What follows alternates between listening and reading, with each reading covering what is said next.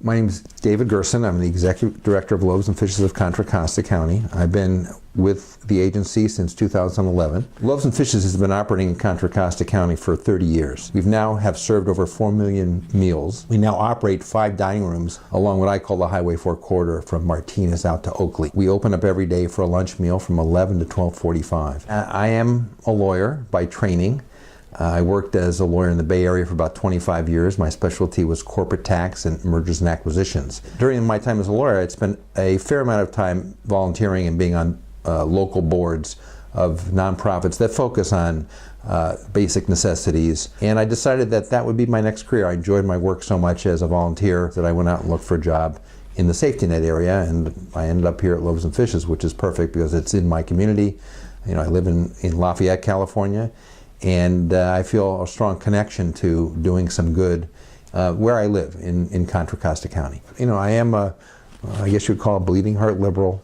You know, it hurts me when I see someone else who hasn't had the same opportunities that I've had, and they're no different. You know, they want the same for their kids, for their family, for their lives. The hardest part of this job in my first 6 months, and I'll just be very candid about it, was driving back over the hill into Lafayette where I live, which is an extremely affluent community, and understanding the juxtaposition of affluence and poverty within 15 miles. So during the day on my job, as I was new on the job, I was going out to our dining rooms out along the Highway 4 corridor and seeing people who are living in poverty, lots of homeless people, and then every evening driving over the hill into Lafayette, where you would never know there was that kind of poverty so close. That was a struggle of, how can this be? It really hit me hard. My friends in Lafayette really didn't have a connection to what was happening out in Antioch and Pittsburgh,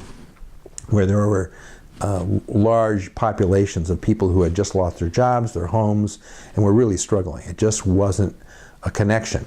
And so that was kind of the hardest thing for the first 6 months. Doing work in the nonprofit area, in the safety net space, you really do have impact on a daily basis that is changing people's lives. They may be small changes, they may be a daily impact, not a permanent impact, but you really feel the impact of what you're doing, and I like that.